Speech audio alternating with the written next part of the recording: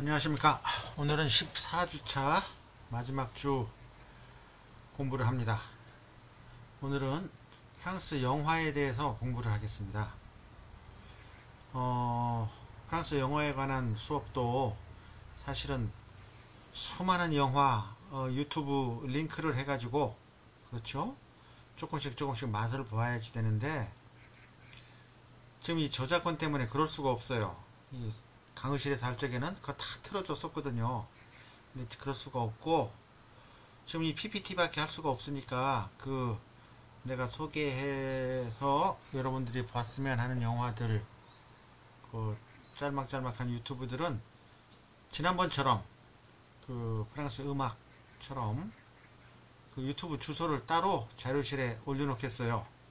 그러니까 여러분들이 자료실에 있는 유튜브 주소를 보고 옛날 프랑스 영화의 매력에 빠져보시기 바랍니다. 수많은 예술 장르가 있죠. 연극, 무용, 문학, 사진, 건축, 조각, 그림. 그런데 이 생년월일이 있는 예술 장르는 영화밖에 없어요. 영화는 생년월일을 가지고 있습니다. 무용? 언제 무용이 태어났는가? 언제 음악, 노래가 태어났는가? 그렇죠? 언제 그림이 태어났는가? 알 수가 없어요. 그러나 영화는 생년월일을 갖고 있는 유일한 예술 장르입니다. 그래, 우리 수업은 이렇게 영화의 탄생, 초창기, 아방가르드와 초현실주의, 그리고 품질 영화, 누벨바그, 새로운 사조라는 말이에요. 누벨바그. 그리고 그 이후 이런 식으로 공부를 해 나갈 겁니다. 자, 영화를 처음으로 만든 사람은 류미에르 형제입니다. 류미에르 형제. 기억해둬야 되죠. 프랑스에서 만들었어요. 프랑스는 영화의 발상지다. 류미에르 형제가 1895년 12월 28일 날 공개 영화 시사회를 하면서 돈을 받고 영화를 보여줬다. 최초다. 1895년 12월 28일 류미에르 형제와 더불어서 이 날짜도 기억하시기 바랍니다. 파리의 그랑호텔 안의 그랑카페에서 최초로 시네마토그라피라는 스크린 투사 형식으로 영화를 보여줬다. 시네마토그라피, 이것도 기억해 주기 바랍니다. 작업장의 출구, 해수욕, 라시오타역에 도착한 기차, 물 뿌리는 정원사, 이런 것들을 상영했어요. 왜 이렇게 여러 가지를 상영했느냐? 한 영화가 짧아요. 뭐 15초, 20초, 40초 이런 정도밖에 안 돼. 최초의 영화니까. 그리고 당연히 흑백이고 당연히 무성 영화입니다. 그들은 실제와 같은 느낌을 재현해낸 것이다. 관객들은 시오타역에 도착하기 위해 달려오는 기차를 보고 깜짝 놀라서 그런 카페를 뛰쳐나갈 정도로 충격은 대단한 것이었다 라고 그럽니다. 류미에르 형제, 물 뿌리는 정원사. 1855년 12월 28일 그랑카페에서 1분 길이 몇 편 상영했다. 1분도 안 돼요. 그렇습니다. 입장료를 받는 상영은 처음이었다. 시네마토그라프라는 게 최초의 영상이지요. 말하자면 이렇게 생겼고, 요거 이제 여러분들 다 자료실에 올려놓은 주소를 보고 동영상을 보기를 바랍니다. 짤막짤막해요. 류미에르 형제의 영화의 의의, 오늘날 영화 장르의 조건들을 갖추고서 처음 시작한 거다. 테크놀로지 문제, 대중성, 상업성, 관객의 반응. 이때는 사실적 움직임의 생생한 재현입니다. 어떤 각본이 없고, 그지? 현실 재현이 사실적 영화다. 다큐 영화다 말하자면. 그래요? 그 당시 포스터죠. 시네마토그라프. 그 다음에 멜리에스라는 사람이 나옵니다. 조르주 멜리에스. 이 사람은 마술사이자 자동 인형 제작자인데 스크린에 허구적인 환상의 세계, 말하자면 SF 영화, 이거를 처음 만든 사람이에요. 그래서 류미에르 형제와 멜리에스는 영화의 근본적인 두 기능, 현실 재현과 허구 창조, 그 두 개를 각각 창조한 이 영화 초반기의 쌍벽이죠. 멜리에스는 달나라 여행이라는 거를 만들었는데, 이것도 여러분들 동영상을 보면 최초의 픽션 영화예요. 말하자면 SF 영화인 거지. 동영상을 보면 자세히 나와 있어요. 그 다음에 1895년에 영화가 처음 상영됐는데 프랑스에서 됐으니까 프랑스에서 영화사가 처음 생기게 됩니다. 빠떼와 고몽이라는 영화사가 출연해요. 루미에르 형제가 최초의 상업영화 돈을 받고 그 필름으로 돌려주면서 돈을 꽤 벌었죠. 그걸 보고서 이제 영화사도 만들고 서로 영화를 만들려고 그랬어요. 조르주 멜리에스는 요술의 나라를 연출했다. 1903년까지 영화는 단순한 기록물이었다. 그런데 그 이후에 서사 형식의 영화에 도입되고, 그 다음에 이제 고몽과 빠떼 이런 영화사가 만들어지고 96년에, 그래서 빠떼사는 1910년경까지 미국의 영화를 앞질러 영화 시장을 점유했다. 1908년에 라피테 형제가 필름 다르사를 설립하고 코미디 프랑세즈의 배우들을, 연극 배우들 출연시켜서 영화를 제작했다. 영화를 대중적인 흥행물로부터 예술적인 경지로 끌어올렸다. 라피테 형제가. 그 다음에 쭉 영화를 이제 만들어 나가죠. 만들어 나가면서 20년대 전세계 영화의 70%를 수출하던 프랑스다. 그러나 이제 20년대 이후에 미국의 거대 자본에 밀려서 쇠퇴의 길을 걷게 된다. 1차 대전이나 2차 대전에 미국은 1차 대전은 미국은 강 건너 바다의 불이었어요. 바다 건너 전 유럽이 전쟁에 빠졌을 때 미국은 거기에 끼어들질 않았잖아요. 1차 대전 때. 1차 대전이 언제 끝나요? 1918년에 끝나잖아요. 모든 유럽은 전후의 그 비참한 상태에서 얼른 전쟁의 상처를 극복하느라고 애쓸 적에 미국은 1920년대 세계 무대에 등장을 하죠. 그러면서 막강한 불을 가지고 뭐 예술이든 영화든 사진이든 이제 힘을 발휘하게 됩니다. 그래서 1920년대에 미국 영화가 호황을 누리게 되죠. 대형 스튜디오, 헐리우드 영화의 전형성이 이때 만들어집니다. 헐리우드 고정 영화의 특징은 서사 형식에서 심리주의와 휴머니즘의 탄생. 여기는 항상 영웅이 등장해서 인류를 구하고 뭐 그런 거 있잖아요. 주연 배우들의 심리에 초점을 둔다. 사건들 사이의 인과관계, 그 다음에 관객들 몰입 뭐 이런 거를 주도했다 이거죠. 1920년대 유럽 전역의 영화뿐만 아니라 실험 전위예술의 움직임이 등장해. 전위, 아방가르드, 앞에 나가는 맞으면 선도 집단이라는 뜻이에요. 전위예술. 그래서 1918년, 17년 이때 러시아 혁명이 일어나면서 러시아의 많은 예술가들이 유럽, 특히 파리로 망명을 해옵니다. 그러면서 러시아 영향을 많이 받죠. 또 독일의 표현주의, 프랑스의 전위적인 예술 실험운동 이런 거에서 영화에서도 이제 실험운동이 일어납니다. 그걸 아방가르드라고 그래요. 르네 클레르의 막간극, 아방가르드 대표적이라고 그러는데, 아벨 강스의 나폴레옹, 인상주의 대표작이라고 해요. 무성극의 절정이다. 이때까지 무성극이에요. 그 다음에 시네클럽 운동, 1920년 초 루이 듈렉 중심으로 영화를 제7위 예술로 명명한 이탈리아의 리치오노 까누도와 함께 시네클럽 운동도 전개됐다. 영화를 대중문화가 아니라 예술로서 인정받도록 노력을 했고, 당시 프랑스 영화는 프랑스 고유의 정서를 반영하고자 했는데 독일은 독일대로 독일 표현주의 영화가 그랬다. 이때 루이 르덱, 장 앱스탱, 아벨 강스와 같은 동시대 프랑스 인상주의 감독들처럼 문학적 재능을 바탕으로 출발했다. 이게 1920년대 영화일 거예요. 1920년대 후반에 초현실주의가 출현했다. 프랑스 영화의 기술과 양식의 실험적인 기법을 수행하는 아방가르드. 여러 감독들이 있는데 다 알 수는 없죠.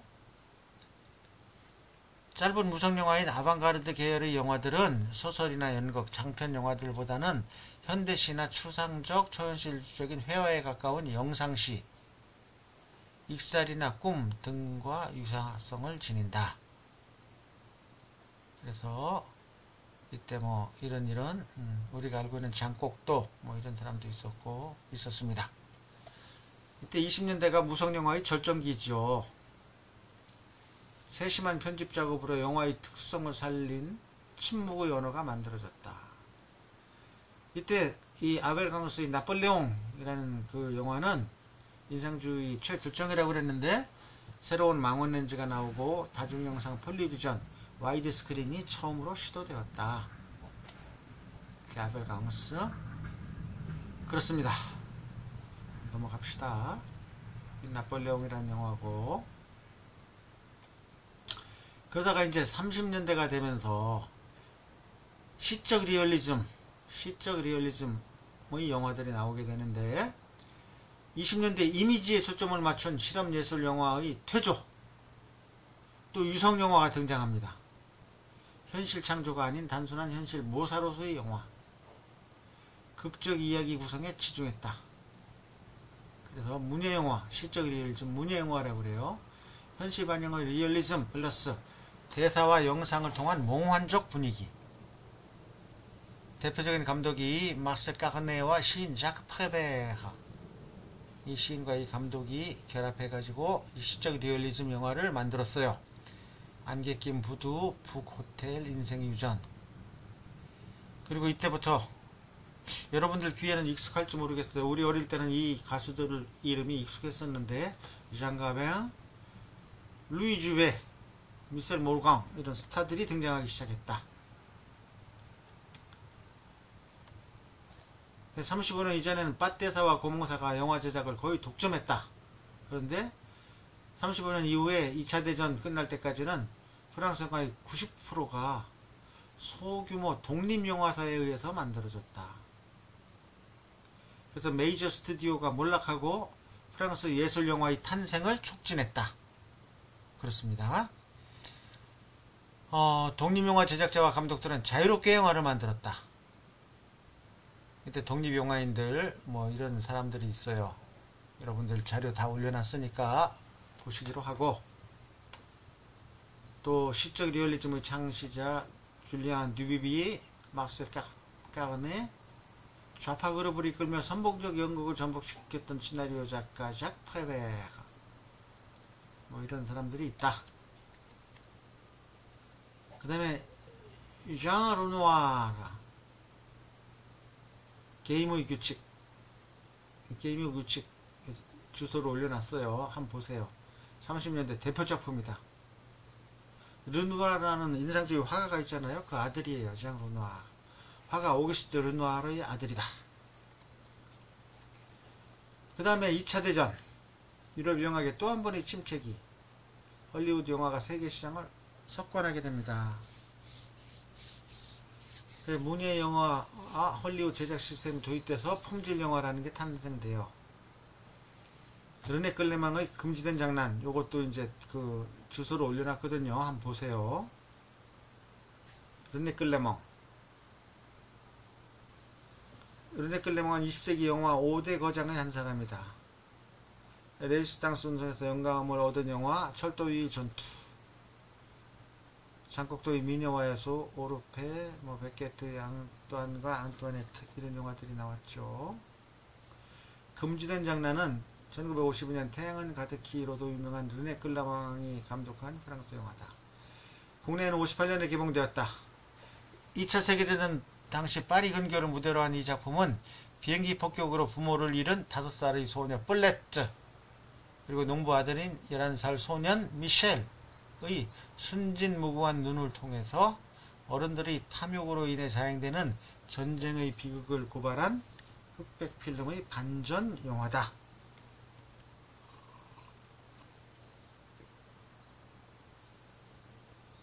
로망스라는 기타곡이 있어요.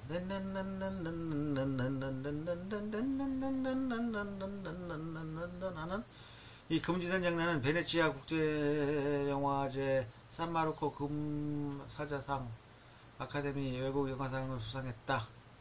특히 스페인을 대표하는 기타 연주자 나르시소 예페스의 OST 로망스가 유명하다. 이것도 주소로 올려놨으니까 한번 여러분들이 귀찮더라도 각자 보도록 하세요.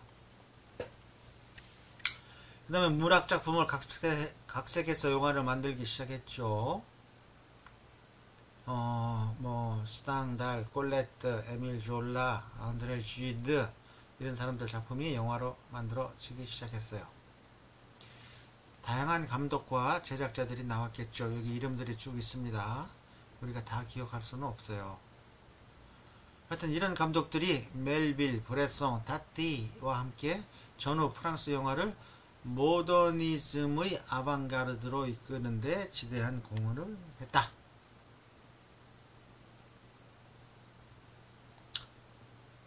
금지된 게임, 그리고 그렇지, 금지된 장난, 그 영어 번역이네요. 그러면 누벨바그 2차 대전이 끝나고 50년대 말부터 새로운 물결, 누벨바그 새로운 물결, 새로운 물결이라는 뜻의 프랑스 말을 쓰시오. 그러면 누벨바그 이렇게 쓰면 돼요.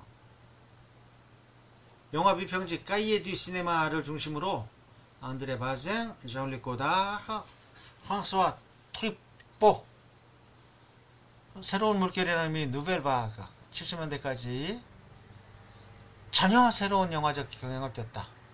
영화에 대한 탐구와 정열이 있었고 독특한 형식을 실험하고 공량식 분업을 하고 공동작업 및 사전 제작 계획에 의한 연출에 반기를 들고 영화의 작가주의를 선언했다. 치밀한 사전 각본과 컨디 촬영, 정교한 편집에 따른 상업영화의 연출을 철저하게 배제했다. 주관적이고 자유분방한 해석을 하는 개인적인 영화를 발전시켰다.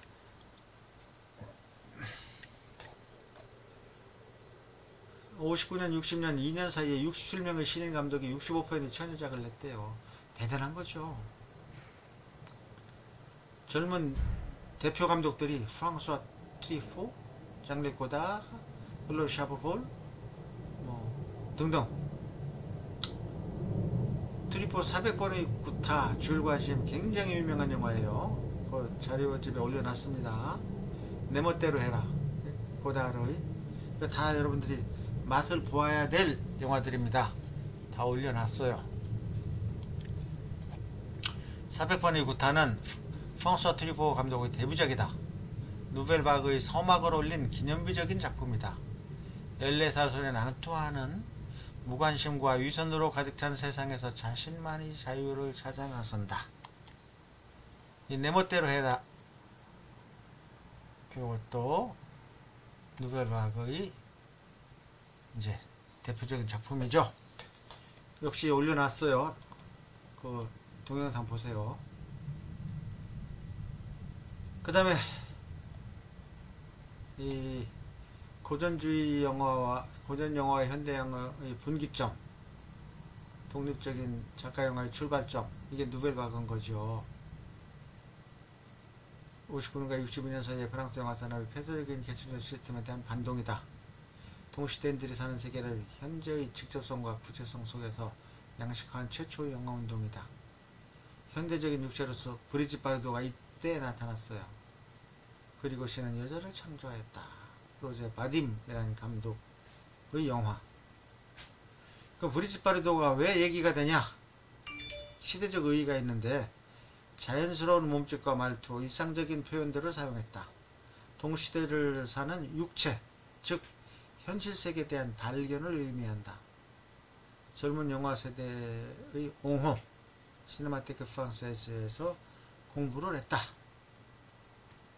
브리짓 바르도, 마릴린 먼로와 더불어서 유럽 쪽에서는 브리짓 바르도 육체파 상징이죠.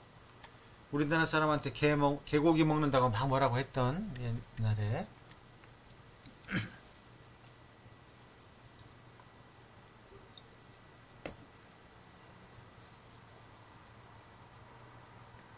시네마티크 프랑세즈는 뭐냐? 예술 전용 극장이자 자료 보관소예요. 품질 영화가 포장해서 은폐해온 현실 세계 그대로를 보여주자는 것이 이들이 기치고 누벨바그의 시작점이 됐죠. 기존 용어와 단절을 표명하고 자기들이 존재와 입장을 공식화한 계기였다. 누벨바그의 특징과 작가주의 이론, 누벨바그의 두 가지 특징, 작가주의 그리고 정치성. 앙가주망이죠. 앙가주망. 참여해야 된다. 사회문제에 등을 돌리면 안 된다. 그럼 작가주의 이론이란 뭐냐? 영화 제작은 분업체계가 아닌 한 사람의 총괄 아래 제작해야 된다. 작품보다는 제작 과정에서 영화의 진정한 의미를 찾으려 했다. 정치성이란 건 뭐냐? 작가의 주체적인 시선을 중시한다. 부르주아, 자본주의 이데올로기에 의해서 좁혀진 시선을 해방하고자 했다. 카메라와 스크린을 통해 본다. 태도와 행동 방식의 사실주의다. 촬영은 스튜디오 밖에서 현장의 음향으로 제한하고, 그러니까 현장의 음향을 들려주는 거. 배경음악도 실제 등장음악만 사용한다. 가능한 한 자연 조명을 사용했다. 특수효과는 사용하지 않는다. 이런 게 고다르 철저한 비평정신, 가장 치열하게 누벨바그를 구현했다. 나는 왜 내가 영화를 하는지 알기 위해 영화를 한다. 현대영화, 누벨바그가 쇠퇴하면서 이제 현대영화가 시작되지요. 이제 60년대 중반 후반으로 넘어가면서. 그렇습니다. 또 누벨바그가 쇠퇴하는 데는 이제 텔레비전 보급, 그러면서 관객 수가 감소하고 자꾸 예술을 지향하다 보니까 대중성으로부터 멀어지는 거죠. 그래서 프랑스 영화는 산업으로서의 영화 전통이 부족했어요. 대규모 자본 형성이 불가능했다. 그래서 침체기로 접어든다. 반면에 헐리우드는 거대 자본을 통해서 스펙타클한 영화를 제작하기 시작했다. 그러다가 1965년에 칸 영화제가 시작된 지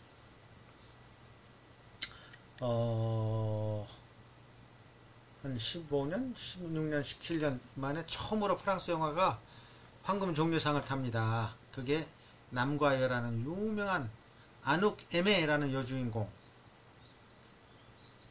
옛날에 나도 무척 좋아했었죠. 이 남과 여라는 아주 유명한 영화가 있어요. 좀 싱글맘 그리고 싱글파 둘이서 이제 연애를 하는 건데 정말 아름다운 영화죠. 여기 있는 OST도 여러분들이 이 영화를 모르지만 이 OST 음악은 굉장히 많이 들었을 거예요. 자료실에 올려놨으니까 꼭 찾아보기 바랍니다. 그 다음에 시네마 베리테, 베리테가 진리라는 말이에요. 영화 진실. 누벨바그의 영향에 따라 많은 젊은 감독들이 동시대에 등장한다. 60년대 들어 재능이 부족한 감독들은 자연 도태됐다. 기록영화 기법의 시네마 베리테, 영화 진실이라는 새로운 경우의 영화가 세간의 주목을 받는다. 이 운동은 20년대 소련 기록영화 영화 진실과 영화의 눈 운동을 계승하여 진실을 어떻게 포착할 것인가에 중점을 둔다.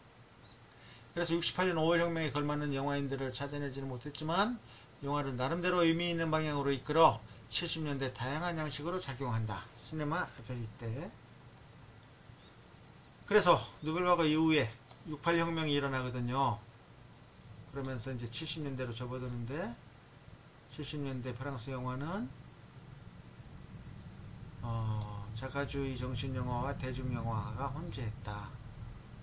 누벨바그 후배들이 등장하는가 하면 작가 정신이 마감되는 그런 시점이기도 했다. 80년대 영화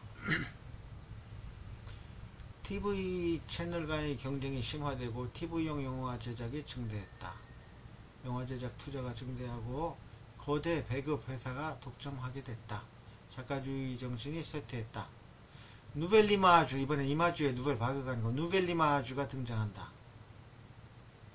누벨리마주의 특징과 한계는 작가주의와 대중성이 결합한 거다. 시적 리얼즘의 한계를 반복했다. 누벨리마주 또는 누벨바그, 누벨바그, 릭베송, 장자크 베넥스의 디바. 릭베송 우리한테 유명한 그 감독 아닙니까? 그라블루, 니키타, 레옹 영화 여러분들 잘 알 거예요.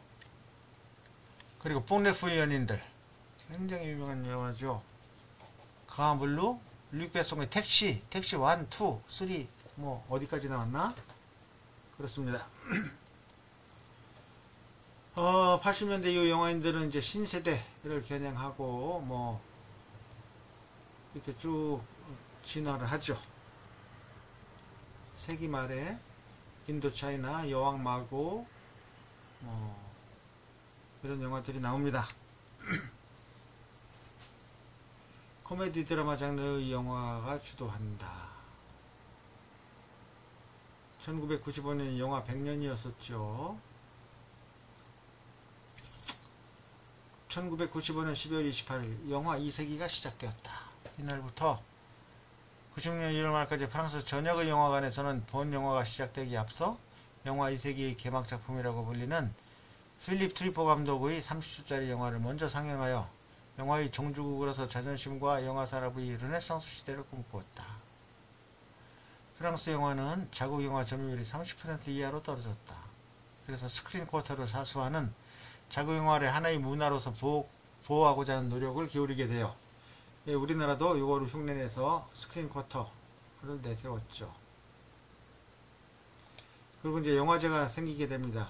칸느의 국제영화제, 안시의 애니메이션 영화제, 아브리아즈의 공상영화제, 도빌 아메리카 영화제, 꼬냑 탐정영화제 등등. 이 칸 영화제, 그렇죠. 이 사람들 뭐 그 무대 의상, 레드 카펫에서 그 무대 의상이 한편의 예술이죠.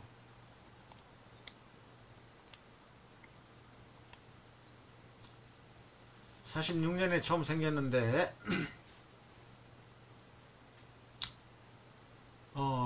임권택 감독이 장승업의 일대기를 그린 취하선으로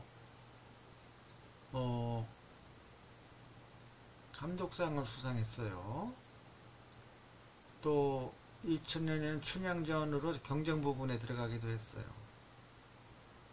이 프랑스인들이 어느 나라 사람들보다도 영화를 사랑합니다. 뭐 이런 이유로.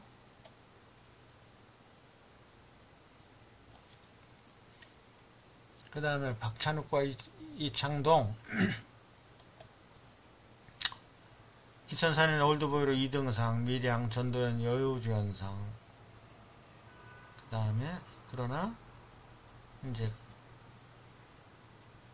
관심을 모았던 봉준호 감독의 옥자, 홍상수 감독의 그 후는 수상에 실패했죠. 17년에. 그러다가 마침내 19년에 황금종려상을 탑니다. 봉준호's Parasite wins Palme d'Or. 이게 황금종려예요. at Cannes Film Festival. Black comic thriller from South Korean director of Okja and Snowpiercer takes the top honor at the 72nd edition of the festival. 이렇게 됐죠.